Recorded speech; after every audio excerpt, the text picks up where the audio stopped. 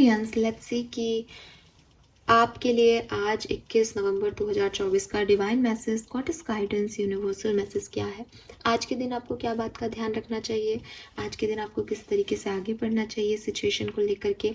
अगर ये आज के दिन के लिए नहीं है तो ये आपकी ओवरऑल सिचुएशन का गाइडेंस हो सकता है। सो लेट्स सी कि यूनिवर्स आज आपसे क्या बात करना चाहते हैं, क्या आपको समझाना चाहते हैं, क्या गाइडेंस देना चाहते हैं। Please universe, please divine power, please spirit guides, please give me the accurate messages which are in our higher good. Thank you. Thank you so much. All right. Thank you. 21 November 2024 divine message, goddess guidance. Okay. We have flower number 17. We have tree number 18. All right. We have number 29, feast. और bottom में है garden, flower और garden.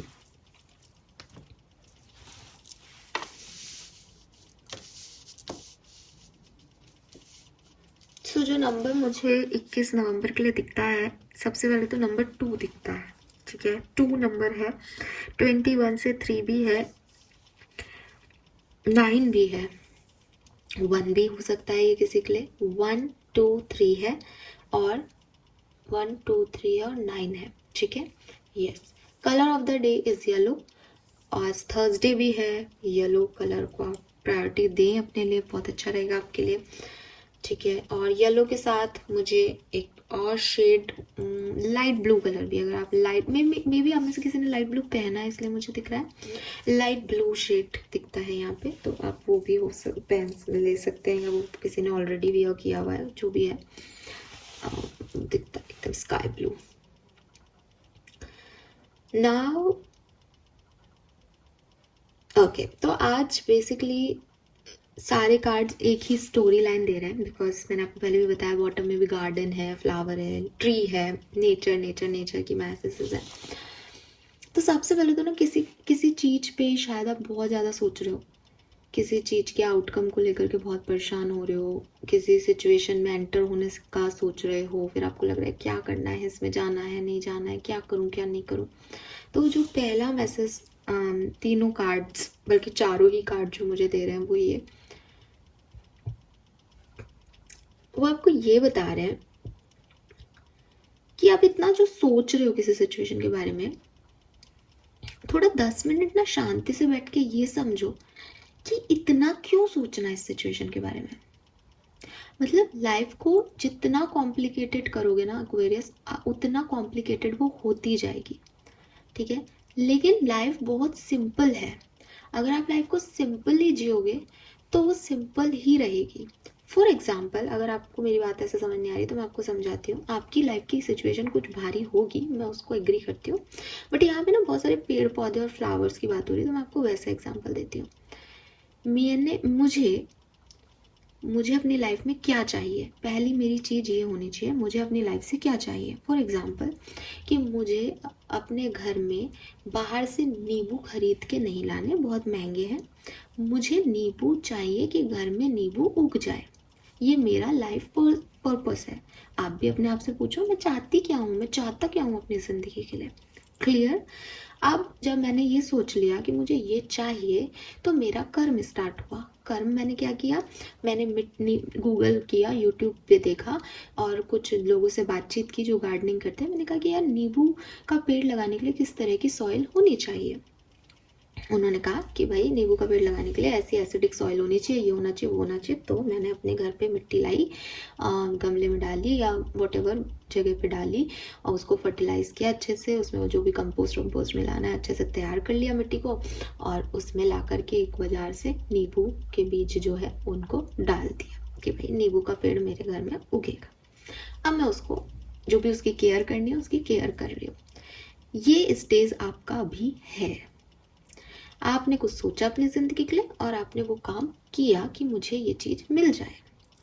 अब आप मेरी सुनो, अगर मैं ऐसा करती हूँ कि मैंने बीज डाल दिए और अब मैं उसको केयर कर रही हूँ और केयर के बीच बीच में मैं परेशान हो रही हूँ, अगर नींबू नहीं आए तो, अगर ये पेड़ नहीं फला तो, अगर ये हो गया तो, अगर वो हो गया तो, क्या आप मुझे क्या बोलोगे इस सिचुएशन में कि अरे मैम थोड़ा रुक तो जाओ, 1 महीना तो रुको, बीज डाला है अभी, देखो क्या आएगा, आएगा तो ठीक है, नहीं आएगा तो दोबारा से लगा लेना, इसमें इतना क्या परेशान होना।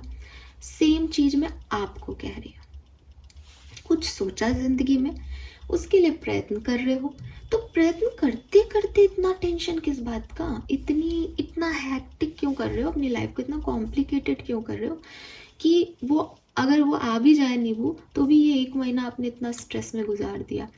और अगेन सिंपल सी चीज़ है कि मान लो नहीं भी आते हैं, कि मुझे लग भी रहा है कि नहीं आया, तो इतने दिन से भी मैं नींबू बाहर से खरीद के लाई रही थी, और 1 महीना ले आऊँगी, फिर से एक और पेड़ के बीज खरीद लाऊंगी, जो भी होना है वो हो जाएगा। हो सकता है मैं इस चीज़ को गिव अप भी कर दूँ कि यार मैंने लगा रही नींबू वीबू का पेड़, हम तो बाहर से ले आएंगे, इतनी माथा फोड़ी कौन करे, तो भी ठीक है, ये भी एक एक्सपीरियंस है कि भाई मेरे घर में तो नींबू के पेड़ नहीं लग रहे, इसमें इतनी माथा फोड़ी क्यों। जब मैंने ये समझ लिया है कि मेरे पास प्लान बी है, मेरे पास प्लान ए है, जो हो रहा है वो यूनिवर्स कर रहा है, मैं अपना कर्म कर सकती हूँ, आउटकम मैं नहीं ला सकती, मेरे हाथ में, मैं कंट्रोलर नहीं हूँ, कंट्रोलर कोई और ही है। अगर उसको लगा कि यार इसने मेहनत की है, तो फिर अगेन एक आपके केस में यूनिवर्स आपको गार्डन के कार्ड में ये भी लिख रहे हैं कि something lovely will grow from this, कुछ ना कुछ तो अच्छा हो ही जाएगा। ठीक है, तुमको गार्डनिंग ही आ जाएगी, हो सकता है नींबू का पेड़ नहीं लगे, लेकिन तुमको ये अच्छा ही लगने लग जाए और तुम टमाटर नींबू और कुछ भी लगा लो, सिर्फ नींबू छोड़ो, तो अच्छा भी हो जाएगा। लेकिन मैं तो आपका साइड लेके चल रही हूँ कि नहीं हमारा तो नींबू का पेड़ नहीं लगेगा, तो भी क्या ही उखड़ जाएगा, वो नींबू अभी भी बाहर से आ रहे हैं, वो बाहर से आ जाएंगे। हमने एक टास्क पे अपने लाइफ के गिव अप कर दिया, जिंदगी में कितनी चीज़ों के लिए गिव अप कर दिया, इसको इतना क्यों आपने मेस क्रिएट कर रखा है अपनी लाइफ में। सो पहला गाइडेंस यूनिवर्स आपको ये दे रहे हैं कि चीज़ों को उनके समय पे छोड़ दो। जो चीज़ें अच्छी लग रही है, जैसे आपने एक सॉइल तैयार किया, आपको एक एक्साइटमेंट हुआ कि मैं नींबू का पेड़ लगाऊंगा, आपके मन में एक आइडिया आया, उसको खराब मत करो कि कुछ होने वाला नहीं है, मुझे नहीं करना, नहीं, उसको जियो, उस चीज़ को एंजॉय करो, उस प्रोसेस को एंजॉय करो कि मैं रोज जाकर के उसमें पानी डाल रही हूँ, कुछ अच्छा होगा। फेथ को एंजॉय करो, विश्वास को एंजॉय करो। आउटकम की चिंता में तुम अपनी पूरी जर्नी खराब कर लो, गलत, सो रॉन्ग, सबसे गलत चीज। द थिंग इज कि तुम आउटकम पा भी लोगे तो भी वो थोड़े टाइम का है, थोड़े टाइम में नींबू का पेड़ लग जाएगा, तुम उससे नींबू तोड़ने लग जाओगे हर सीजन में, और तुमको उसकी कोई इंपॉर्टेंस नहीं रहेगी। जो चीज़ मिल जाती है उसकी भी लाइफ में कोई इंपॉर्टेंस नहीं होती, लेकिन जब तक नहीं मिलती तब तक अपना सारा दिमाग, दिल सब एक ही जगह झोंक देना और परेशान होते रहना बेकार बात है। ठीक है, तो ये एक मैसेज है जो कि आपको ये सारे कार्ड चीख के कह रहे हैं। आज की एनर्जी का जो मेजर मैसेज है मुझे वही मिल रहा है, तो मैंने आपको बता दिया। अब इसमें कुछ छोटे मोटी चीज़ें और हैं जो मैं अभी आपको बता देती हूँ। सबसे पहले नींबू का पेड़ जो मैंने आपको एग्जाम्पल दिया, हो सकता है आप ऐसे लोग हों जिनका एक बार पहले नींबू का पेड़ नहीं लगा, मतलब आप ये पहली बार नहीं कर रहे हो। आप कहोगे मैम मुझे एंजाइटी इसलिए हो रही है कि मेरे साथ पहले भी ऐसा हो चुका है, तो अब मैं बताओ आप कहाँ से मोटिवेशन लाऊं दोबारा ये काम करने के लिए। तो मैं आपको यही कहूँगी कि अगर आपके दिमाग में ये आया है तो ये मोटिवेशन आपको डिवाइन से आ गया, ये आइडिया आपको डिवाइन से आ गया। आप इतने दिन से भी, मतलब आई नो मैं एक सिली सा एग्जांपल लेके समझा रही हूँ, बट होप कि आप में से जो लोगों को ये मैसेज मिलना चाहिए वो मुझे समझ पा रहे हैं कि मैं इससे ज़्यादा यहाँ पे फ्लावर थे इसलिए ऐसे बोलने लग गई हूँ, बट आप समझ रहे हो ना कि एक सिचुएशन पहले ख़राब हो चुकी है, मैं दोबारा से सेम सिचुएशन में जा रहा हूँ, मुझे समझ में नहीं आ रहा मैं क्या कर रहा हूँ या क्या कर रही हूँ। तो बेसिक मुद्दा ये है कि आपने उस सिचुएशन के बारे में सब कुछ सोच लिया, आपने एक लाइफ पर्पस बना लिया ना कि मुझे क्या चाहिए। आप देख रहे हो ना कि वो सिचुएशन अगर वर्कआउट हुई तो आपको कुछ मिलेगा जो आप चाहते हो, तो आप इसलिए जा रहे हो, राइट। अब पास में क्या हुआ, उस सिचुएशन को सोच करके इस सिचुएशन जिसका एक बीज आपने ऑलरेडी डाल दिया, इसका क्या मतलब ऐसा पॉसिबल है क्या कि मैंने नींबू के बीज डाले फिर सडनली मुझे याद आ रहा है कि नहीं मैंने पास में भी किया था, होता नहीं तो मैं नींबू के बीज मिट्टी से निकाल लूँ खोद के, या मेरे को नहीं उगाना, ऐसा सही है क्या? ये कर रहे हो शायद आप। तो जो पास्ट में हो गया, अगर आपको लग भी रहा है कि मैम पास्ट में हो गया तो कोई बात नहीं। अगर आपके दिमाग में कोई चीज़ आई है, कुछ आइडिया आया है, आपने कोई उम्मीद रखी है अपने आप से, अपनी ज़िंदगी से, कोई बुराई नहीं है एक्वेरियस। पास्ट में जो कुछ भी हुआ, हिस्ट्री अपने आप को रिपीट करेगी नहीं करेगी, ये सोचने का टाइम आप कहाँ से लेके आ रहे हो? आप अपना फ्रूटेशन में टाइम स्पेंड करो ना। आप ये देखो ना, हार्डवर्क क्या करना है, कर्म क्या करना है, पास्ट में क्या गलतियाँ की थी जो अब नहीं करनी। तो मिट्टी खोद के उसको वापस निकाल लेना इज़ नॉट द सॉल्यूशन। जो आपने किया है उस पर विश्वास करो, उस चीज़ को अप्रिशिएट करो कि क्या पता इस बार वर्क करे। फेथ से ही दुनिया चल रही है, ये सबसे बड़ी चीज़ है। होप ही है कि आप यहाँ मुझे सुन रहे हो, होप ही है कि मैं भी ये वीडियो बना रही हूँ। ना मुझे पता कि मैं कितने लोगों को जस्टिफिकेशन दे पाऊंगी अपनी रीडिंग से, बट एक होप है कि शायद वो यूनिवर्स मेरे थ्रू आपको बताएगा। आपको भी एक होप है, शायद यूनिवर्स के मैसेज आपको मिल जाएंगे, शायद कुछ थोड़ा बहुत भी आपकी लाइफ में कुछ बदलाव आ जाएगा। तो हम सब होप से ही और इंटेंशन से ही चल रहे हैं। Positivity attracts positivity basically. तो यूनिवर्स से इसको ख़त्म मत करो, इसीलिए करो कि हाँ मैं पॉजिटिव हूँ तो मैं पॉजिटिविटी इस यूनिवर्स में क्रिएट कर रहा हूँ, एटलीस्ट मैं कोई नेगेटिविटी नहीं दे रही या दे रहा। ये चीज़ होना बहुत ज़रूरी है। तो पास्ट की कोई नेगेटिविटी है वो चली गई है, ख़त्म हो गई है, क्योंकि वो पास्ट है। आप खुद कह रहे हो पास्ट है, तो जो हो गया है उसको जाने दो, उसको लेकर के मत बैठो, उसमें मत उलझो। ये ज़रूरी नहीं है कि आपकी कोई पर्टिकुलर सिचुएशन के रिगार्डिंग पास्ट हो सकता है आप इमोशनली बहुत बैगेज फील कर रहे हो सकता है आपको किसी की बहुत याद आ रही है, हो सकता है आपको लग रहा है मेरा पास्ट बहुत अच्छा था। जो कुछ भी है, लेकिन वो पास्ट है, उसको रिलीज़ करो और देखो आगे क्या किया जा सकता है। भविष्य की प्लानिंग करो, और भविष्य की प्लानिंग में भी आउटकम पे बेस्ड मत रखो प्लानिंग को। जो होगा देखा जाएगा यार। कुछ करते हैं, बोर नहीं करते अपनी ज़िंदगी को, एक्साइटमेंट रखते हैं लाइफ में, स्पार्क रखते हैं लाइफ में।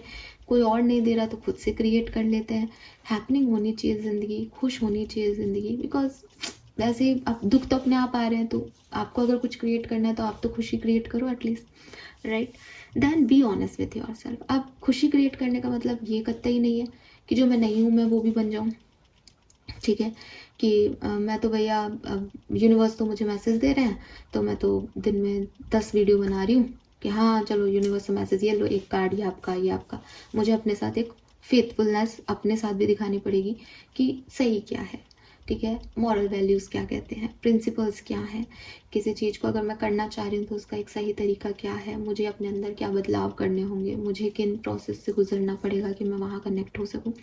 तो सबसे पहले दूसरों के साथ कुछ करने से पहले या दूसरों को इन्वॉल्व करने से पहले कि मैं इस पर्सन को अपनी लाइफ में लेके आ जाऊँ क्या, या मैं इस जॉब का इंटरव्यू दे आऊँ क्या, ये जॉब मुझे मिल जाएगी क्या, इन सबसे पहले खुद पे काम करना ज़रूरी है कि क्या मैं उस पर्सन को डिज़र्व करता हूँ, क्या वो पर्सन मुझे डिज़र्व करता है, क्या मुझे अपने आप को कुछ बदलने की ज़रूरत है वहाँ उस जगह पे होने के लिए, क्या इस जॉब के इंटरव्यू के लिए मुझे कोई तैयारी की ज़रूरत है। पहले मैं अपने आप के साथ एक ट्रुथ रिलेशनशिप, सच्चा रिश्ता रखूं, उसके बाद फिर मैं दूसरों से उम्मीद करूं कि भैया तुम अब मेरे साथ आओ, मेरे साथ जुड़ो, I am the loyal one, और बताओ तुम कितने लॉयल हो, फिर देखते हैं रिश्ता कितना चलता है। तो नींबू उगाने के लिए मुझे सॉइल की प्रिपरेशन करनी पड़ेगी, मुझे नींबू के बीज खरीद के लाने पड़ेंगे। ये सच मुझे अपने आप से कहने पड़ेंगे, करने पड़ेंगे। मैं किसी मैजिक को एक्सपेक्ट नहीं कर सकती कि मैं लेके आ गई एप्पल के बीज और मैं चाह रही हूँ हमारे घर में अब नींबू खरीद के नहीं लाएंगे, नींबू का पेड़ बन जाए एप्पल का पेड़, नहीं हो सकता। तो be true to yourself, अपनी ऑनेस्टी भी रखो। अब मैं जिस तरीके से बोलती हूँ मुझे नहीं पता आप में से कितने लोग मुझसे रिलेट कर पाते हैं, मेरी बात को समझ पाते हैं, बट एक सही समझाने का तरीका भला है मेरा नहीं हूँ, बट आप थोड़ा सा वापस सुन लेना या समझ लेना। कहने का मतलब सिर्फ इतना सा है कि एक सच्चाई मन की, जो मैंने आपको बोला ना, इंटेंट अच्छा होना चाहिए, पॉजिटिव होना चाहिए। फेथ रख रहे हैं तो भैया सब अच्छा ही सोच के कर रहे हैं हम, तो जो होगा देखा जाएगा। ये इंटेंट आपका बेस्ट होना चाहिए, ये सच्चा होना चाहिए, ये ऑनेस्ट होना चाहिए। दिखावे के लिए कुछ नहीं करना है, खुद चाहते हो, खुद से मेहनत कर सकते हो इसलिए कर रहे हो। कोई भी सिचुएशन तभी ग्रो करेगी जब आपने उसके ऊपर मेहनत की हो, जब आपने उसको अपना सही इंटेंट दिया हो, ठीक है। अगर आप विची एनर्जी रखोगे, मैनिपुलेटिव एनर्जी रखोगे तो, और आउटकम की चिंता करोगे, तो हो सकता है वो थोड़े टाइम के लिए ग्रो करे और फिर ख़त्म हो जाएगी, बिकॉज उस कंडीशन में, उस सिचुएशन में ना प्योरिटी नहीं है।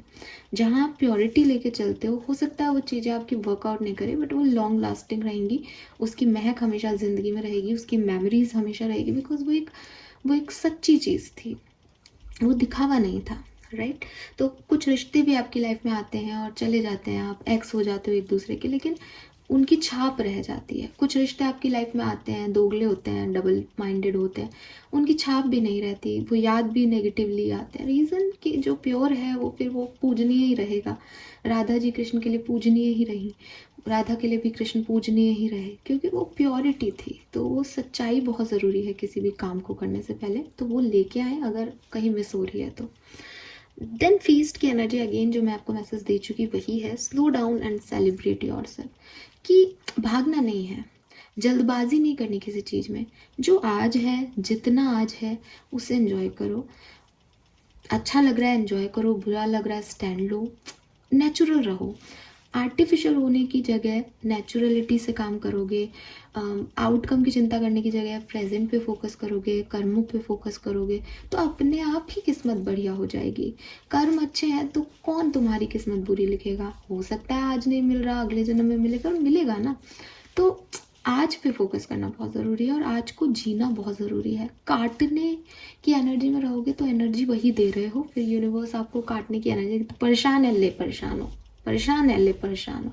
आप कहोगे हाँ ठीक है दे लो परेशानी, झेल लूँगी मैं यार, ये भी कर लूँगी ये भी कर लूँगी, अरे ये तो खुश है चल खुश रह, ये चीज़ है ना। वापस रिपीट करूँगी, सारी नदियाँ कहाँ जा रही है, समुद्र में।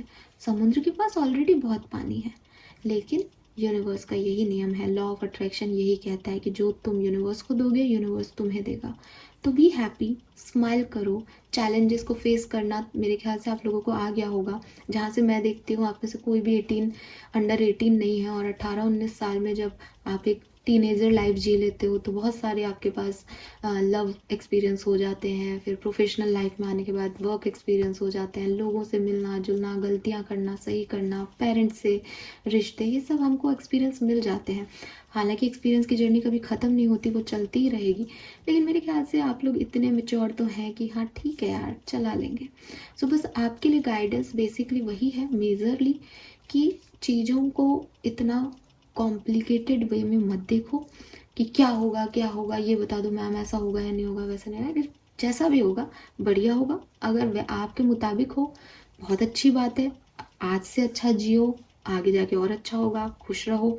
अगर लग भी रहा है नहीं होगा तो नहीं होगा, तो कुछ और कर लेना, बी ऑप्शन रखो, और अच्छा हो जाएगा, फेथफुल रहो, राइट।